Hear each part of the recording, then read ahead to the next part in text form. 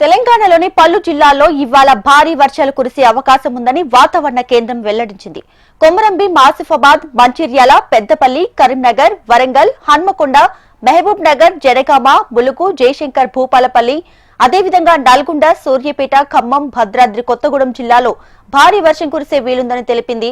దీంతో ఆయా జిల్లాలకు ఎల్లో హెచ్చరికలు జారీ చేసింది. ప్రజలు అత్యవసరమైతే తప్ప బయటకు రావద్దని అధికారులు సూచిస్తున్నారు.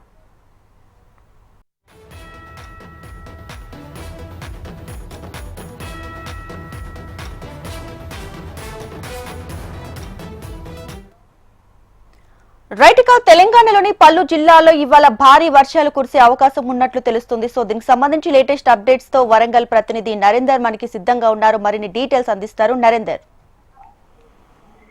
దీపిక, ఇక్కడ వరంగల్ లో మాత్రం నిన్న ఉదయం 3 గంటలకు అర్ధరాత్రి 3 గంటలకు కురిసిన వర్షం ఒక్కసారిగా ఇక్కడ నగరాన్ని ముంచెత్తింది. తడిసి ముద్దైన పరిస్థితి, ఎక్కడ చూసినా జలమయం. దీంతో చాలా ప్రాంతాలు, ఎస్ఆర్ నగర్, గోకుల్ నగర్, బృందావన కాలనీ, ఈ కాచికుంట, కరీమాబాద్, ఇలా చాలా కాలనీస్ అన్ని కూడా జలమయమయ్యాయి. అక్కడున్న ప్రాంత వాసులందరూ కూడా ఇళ్లలోకి నీరు వచ్చి వారు తినే పప్పు దినుసులు, బట్టలు అన్ని తడిసిపోయి తీవ్ర ఇబ్బంది పడడంతో మొత్తం అందరినీ కూడా పునరావాస కేంద్రాల్లో చేర్చారు. కానీ తాము ఉంటున్న ఇండ్లకి ఇట్లాగా 10 సంవత్సరాలకి ఈ సమస్యను మేము ఎదుర్కొంటున్నాము. వర్షం వచ్చినప్పుడల్లా మమ్మల్ని ఇల్లు ఖాళీ చేసి పునరావాస కేంద్రాలకు తరలిస్తున్నారే తప్ప మాకు శాశ్వత పరిష్కారం అనేది చూపించలేకపోతున్నారు. దానివల్ల మేము తీవ్ర ఇక్కట్లకు గురవుతున్నాము. ఇంట్లో ఉండే వస్తువులు, డబ్బులు, నగలు అన్ని తడిసి ఖరాబ్ అయిపోతున్నాయి. ఎక్కడ ఏం జరుగుతుందో తెలియని పరిస్థితి.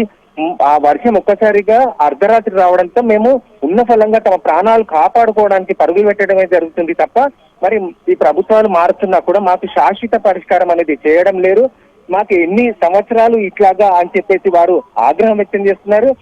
మొత్తానికైతే నగరంలోనే కాకుండా నిన్న మాత్రం మొత్తం వరంగల్ ఉమ్మడి జిల్లాలో చాలా ప్రాంతాల్లో కూడా వర్షం భారీగా పడింది. చాలా ప్రాంతాల్లో రాకపోకలు నిలిచిపోయాయి. నిన్న కాశీకుంట ప్రాంతంలో అయితే వరద నీళ్ళలో ఒక ముసలావిడ కొట్టుకొని పోయి చనిపోవడం జరిగింది. కొన్ని ప్రాంతాల్లో గోడలు కూలి ఇబ్బంది తలెత్తాయి. ఇట్లాగా ఈ వర్షంతో చాలా ఇక్కట్లు వచ్చి పడ్డాయి. ఇప్పటి వరకు అసలు వర్షం నీరుతోనే ఆధారపడిన వ్యవసాయ భూములన్నీ కూడా వారికి నీరు లేక వ్యవసాయానికి మాకు దేవాదుల నుండి కానీ ఇతర ప్రాజెక్టుల నుండి కానీ నీరందించి తమల్ని ఆదుకోవాలని చెప్పేసి ప్రాధాయపడ్డ పరిస్థితులకు మన హెచ్ఎంటీవీ వాళ్ళ దగ్గరికి వెళ్ళి వాళ్ళ సమస్యలు, వాళ్ళు కావాల్సిన నీటి, వర్షాకాలంలో వర్షాభావ పరిస్థితులు అన్ని కూడా మనం వివరించి చూపించడం కూడా జరిగింది. అలాంటి సమస్యలు ఒక్కసారిగా ఈ వర్షం అనేది అందరినీ అతలకుతలం చేసిందని చెప్పుకోవచ్చు. చాలా తీవ్ర ఇబ్బందుల్లో ఇవాళ నగరవాసులు ఉన్నారు. నిన్న రాత్రి కూడా ఒక 3 గంటల పాటు దంచి కొట్టింది వర్షం. దాంతో మళ్ళీ వర్షం నీరు పోయింది అనుకున్న సమయంలో మళ్ళీ రావడం, ఇంకా 3 రోజులు వర్షం భారీగా ఉందని చెప్పేసి వాతావరణ శాఖ హెచ్చరిస్తుండడం అందరూ కూడా భయానక పరిస్థితిలో ఉన్నారు.